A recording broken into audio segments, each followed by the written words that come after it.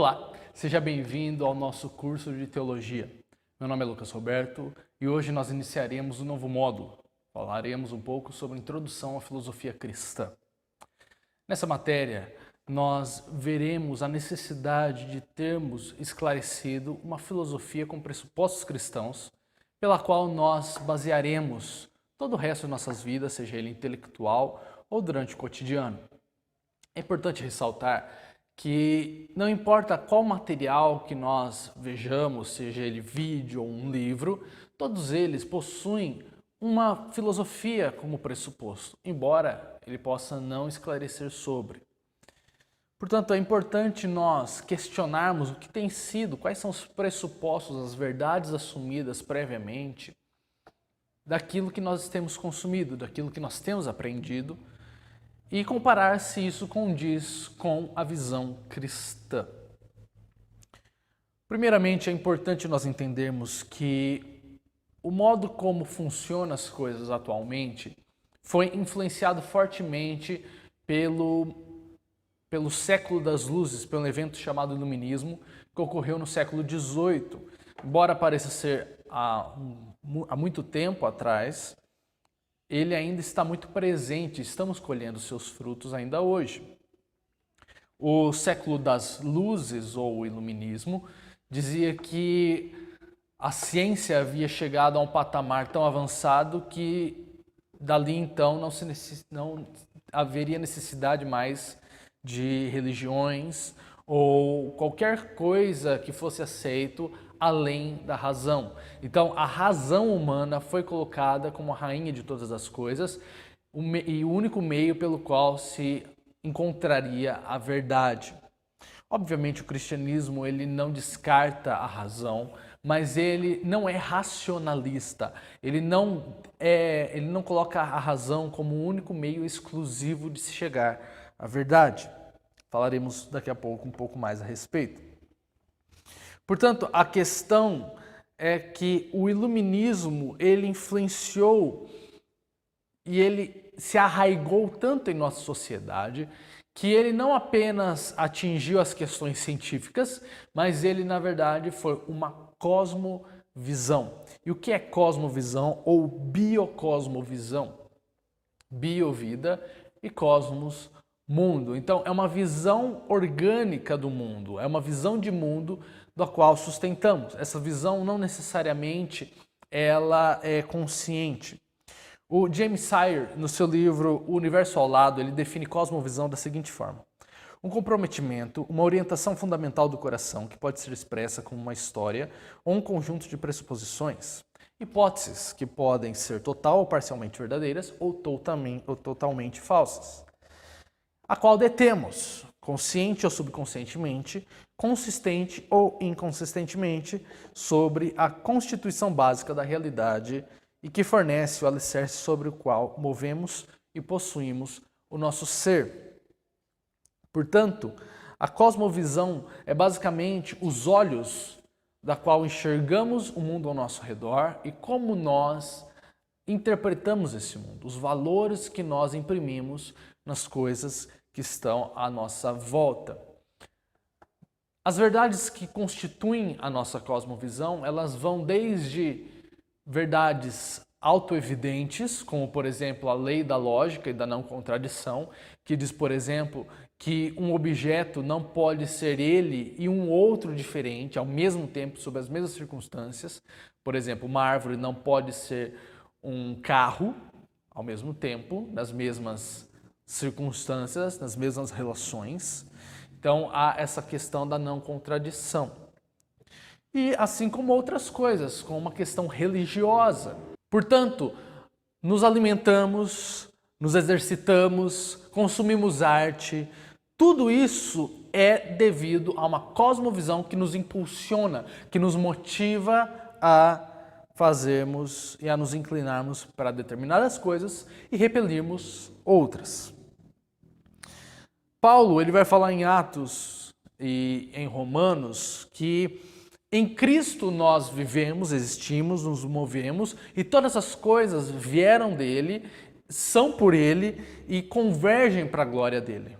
Portanto, a cosmovisão cristã, a Bíblia, podemos dizer que a Bíblia ela não é simplesmente um manual teológico, como nós temos livros de teologia sistemática. Ela se passa dentro da história, ela é uma narrativa histórica, já para mostrar que ela vai além apenas do âmbito religioso, teológico, como entendemos. Ela passa para nós, ela nos dá uma cosmovisão completa. Portanto, essa cosmovisão cristã pode ser resumida da seguinte forma.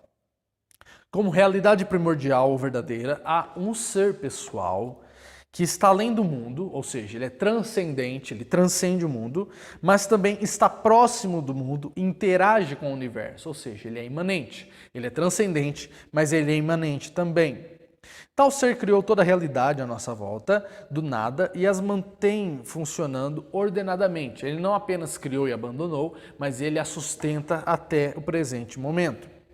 Este ser é chamado de Deus. Ele criou os seres humanos bons, conforme a sua imagem e semelhança. E essa questão de imagem e semelhança, ela tem uma gama muito extensa daquilo que é. Portanto, nós não conseguimos ser exaustivos no que se trata imagem e semelhança de Deus, mas dentre essas coisas está a nossa pessoalidade, somos seres pessoais, temos consciência de nossa existência, somos seres inteligentes, somos seres criativos, somos seres morais e éticos. Isso são alguns desdobramentos de sermos imagem e semelhança de Deus. Além disso, os seres humanos criados à imagem e semelhança de Deus, eles têm a possibilidade de conhecer tanto o mundo que os cerca, quanto o próprio Deus que o fez. Porque ele se fez conhecido, ele colocou em nós, seres humanos, essa capacidade. E porque ele tem um papel ativo em revelar-se a nós, em comunicar-se conosco. A gente falou a respeito disso na nossa aula de bibliologia, falando a respeito de revelação especial e revelação geral. Nosso padrão ético é baseado no caráter de Deus, pois ele é a máxima bondade e verdade. Porém, quebramos tais leis éticas devido à desobediência de Adão, corrompendo, ainda que não de forma total, a imagem de Deus em nós. E a partir de então nos tornamos mortais. Porém, a morte não é o fim de tudo, mas um portal para a eternidade. Para nos resgatar da morte física e espiritual, o próprio Deus se fez homem em Jesus de Nazaré, possibilitando a muitos a reconciliação com Deus. Por fim, a história humana ela é linear. Ela é uma sequência de eventos significativos que levam ao cumprimento dos propósitos de Deus para a humanidade. Ou seja, ela tem como significado a redenção de todas as coisas. Então, Deus, ele é Senhor da história, ele guia a história, e a história tem um princípio, um meio e um fim. Ela não é cíclica. Ela não vai sendo a sua própria subsistência, ela não fica em ciclos repetidamente, ela não está ao acaso, mas Deus estabeleceu os fins e os meios da história, tendo como finalidade última a sua glória na revelação dele, na salvação daqueles que foram comprados por Cristo. Portanto, nós, nessa matéria, é muito importante para estabelecermos a base filosófica, não apenas da nossa teologia, que na verdade guia todas as matérias que já vimos do Teologia para Todos, como as que veremos, como também será uma filosofia básica para a nossa vida, desde as doutrinas em que nós creremos, até o modo como nós comunicaremos a nossa vida cotidiana com o nosso credo. E isso é chamado de teologia pública, quando ela sai das quatro paredes de uma igreja e vai ser aplicada à política, a negócios, à família, etc. Então, antes de nós começarmos de fato explicando essa filosofia, quero deixar bem claro sobre o termo filosofia. Filosofia não se trata de você questionar questões simplórias, questões triviais e sem nenhum sentido, apenas por questionar. A filosofia, o próprio nome philos, amor fraterno, e sofia, que é sabedoria, ou seja, um amor pela sabedoria, ela nos faz, nós filósofos, todos nós somos filósofos, ela nos faz amantes da sabedoria, nos faz amigos da sabedoria.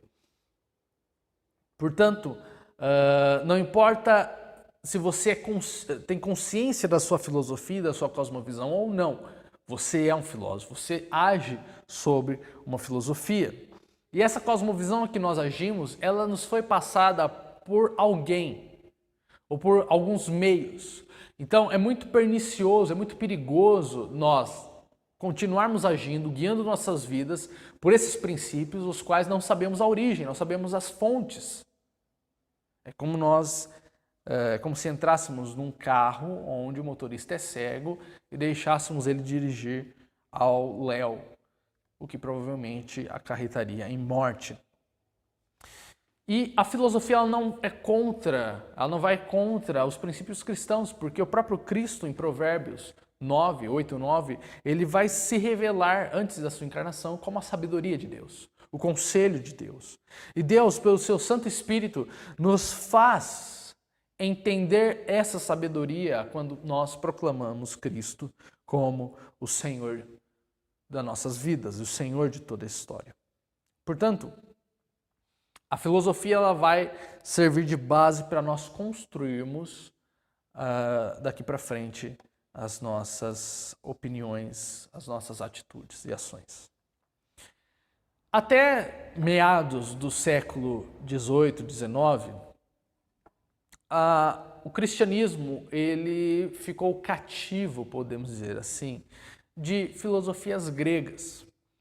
Nós vemos durante o decorrer da história, e vamos ver isso nas matérias de história do cristianismo, que os principais teólogos e apologetas cristãos, eles necessitavam de uma filosofia e lançaram mão da filosofia, por exemplo, de Platão ou Aristóteles, para estipular argumentos lógicos e para sistematizar o cristianismo.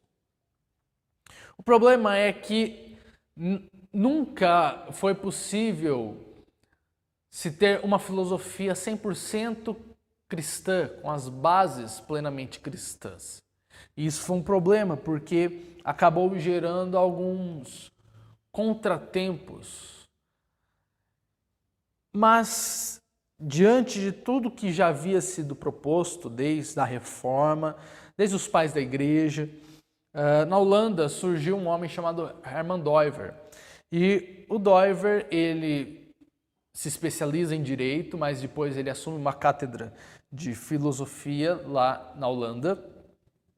Ele então vai postular a sua teoria da realidade, que é uma teoria que vai muito além daquilo que nós estamos acostumados a assumir como apenas sendo razão ou emoção.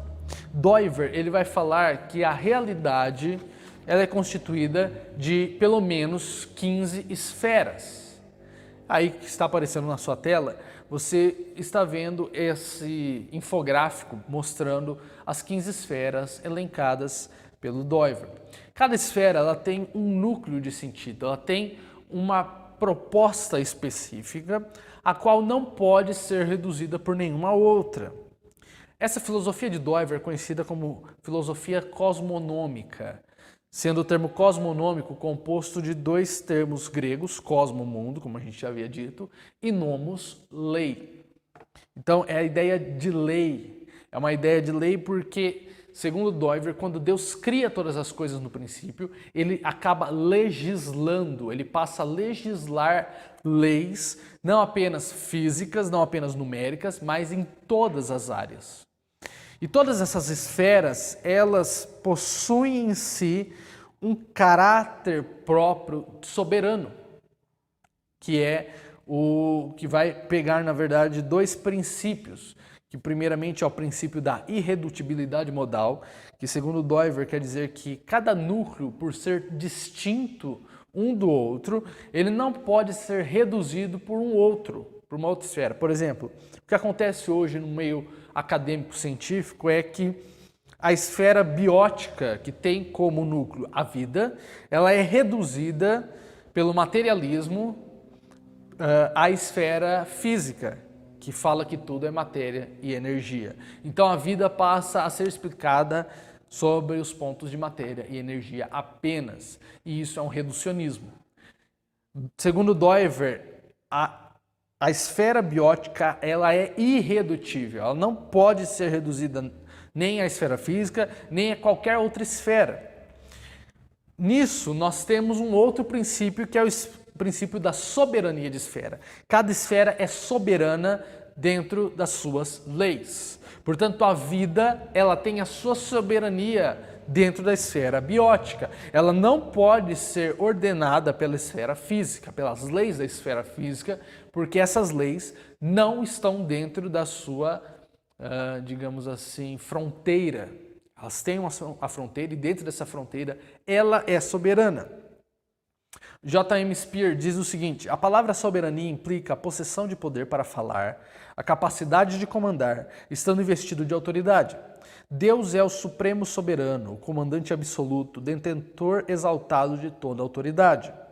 Toda soberania e autoridade na terra procede dele, é instituída por ele e é sempre responsável diante dele. E visto que a soberania absoluta repousa em Deus, suas leis, que são a expressão de sua vontade, também são soberanas. Essas leis exercem autoridade e estão revestidas de poder, mas somente dentro daquela esfera a qual se aplicam. Então, o Speer ele vai esclarecer isso que eu já havia pontuado. Cada esfera recebe a sua autoridade, a sua soberania de Deus, portanto, ela é responsável apenas a prestar contas a Deus. Tá? Portanto, quando nós vemos no nosso pano de fundo social brasileiro, o Estado tentando tomar conta da família, tentando ensinar aos pais como se deve educar os filhos, ou o Estado tomando conta da ciência ao controlar financeiramente os fundos de investimento ou até mesmo das artes com as leis de incentivo que são usadas para fins ideológicos, nós vemos uma quebra nesse princípio de soberania. Nós vemos uma invasão de esferas, o Estado se impondo em coisas que não lhe é devida. É claro que essas esferas, elas não existem na realidade dessa forma fragmentada, elas existem num todo. E o Doiver, ele explica que Deus, ele cria todas as coisas como um facho de luz branca, porque Deus, ele é eterno, Deus, ele transcende todas as coisas. Mas para nós que vivemos no espaço-tempo, temos um outro tipo de existência. O tempo, ele faz como que um prisma na luz branca e ele faz com que essa luz se divida em várias luzes monocromáticas, como nós vemos no arco-íris. Então, essas esferas são essa separação da luz branca para Deus. Não sei se você entendeu muito bem, mas é um pouco complicado. No material extra, você vai ter a oportunidade de assistir um curso introdutório especificamente sobre a filosofia do Doiver, ministrado pelo pastor Guilherme de Carvalho, que vai ser um pouco mais completo e profundo. Mas o Doiver basicamente vai dizer isso. Nós entendemos a realidade sobre essas esferas por causa do tempo. O tempo nos faz separar essas qualidades.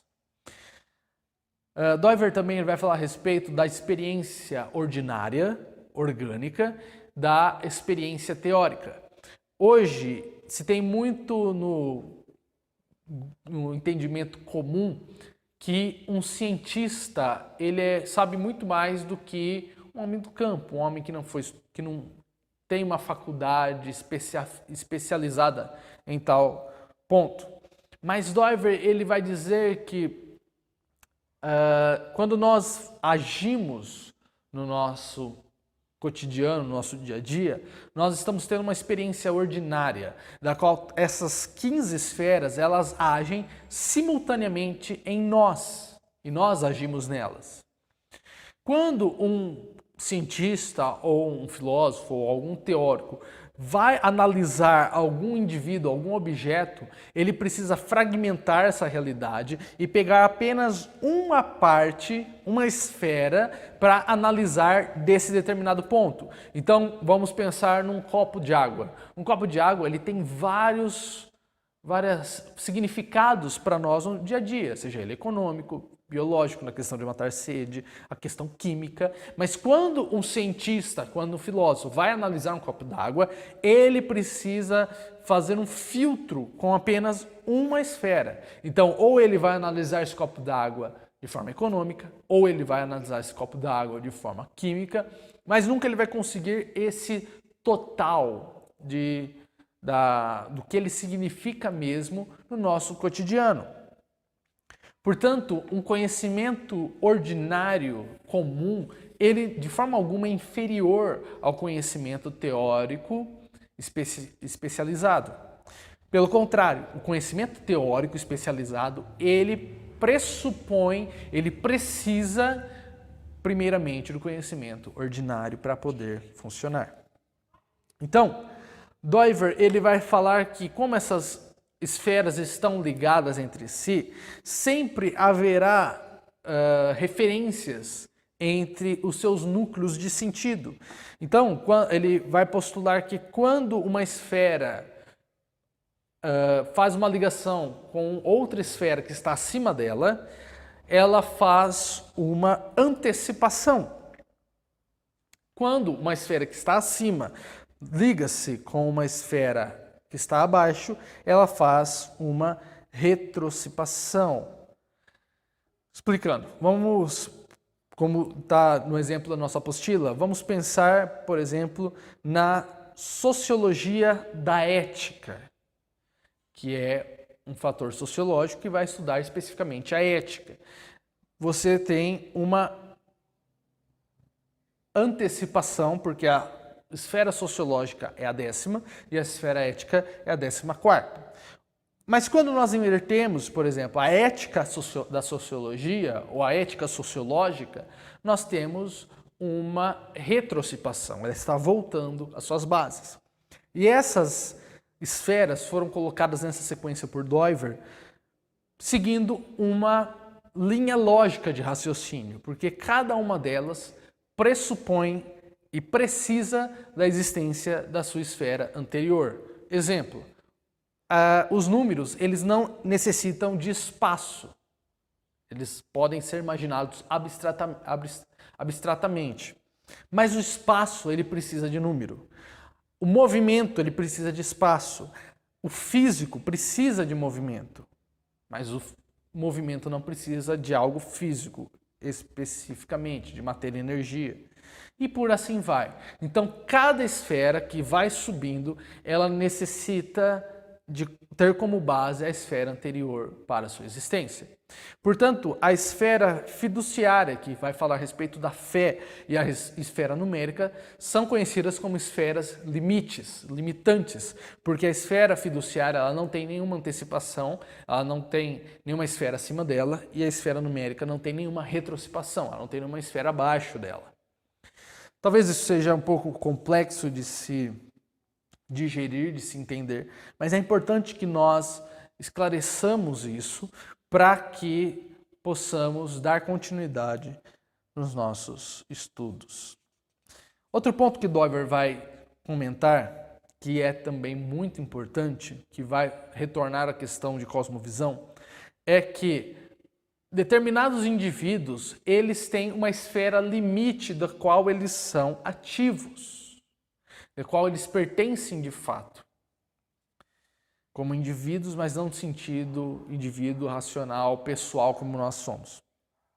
Então, segundo ele, as criaturas físicas, como uma pedra, uma rocha, uma areia, essas coisas pertencem até à esfera física. A esfera física é a que vai defini-las. Uma planta, por exemplo, já vai subir uma esfera e vai para a esfera biótica, vida. E animais, que vão além de uma planta, porque eles têm uma psique, um psicológico, um sistema nervoso, sentidos e sensações, eles já pertencem à esfera psíquica, sensória. Apenas os humanos, eles agem de forma ativa nessas 15 esferas. Mas o Doiver deixa muito claro que nenhuma dessas esferas define o homem, por causa de algo que a Bíblia nos diz que é chamado de coração. O coração humano, quando Cristo vai falar, por exemplo, que devemos amar a Deus de todo o nosso coração, de todo o nosso entendimento. Quando Ezequiel vai falar a promessa de Deus que Ele tirará o nosso coração de pedra, nos dará um coração de carne, a Bíblia não está falando a respeito do coração no sentido que nós entendemos hoje como um sinônimo de emoções, mas refere-se ao nosso eu, ao nosso centro da nossa identidade, ao nosso ego. Portanto, o nosso cérebro não é o nosso eu. Caso explícito é pessoas com paralisia cerebral que ainda mantêm a sua identidade.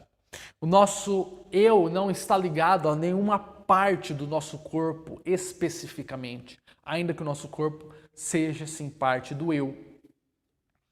Mas Doiver, ele vai postular que é no coração, não no órgão, mas no sentido poético, eufemístico, que está assentado a imagem e semelhança de Deus e é lá que está a nossa identidade.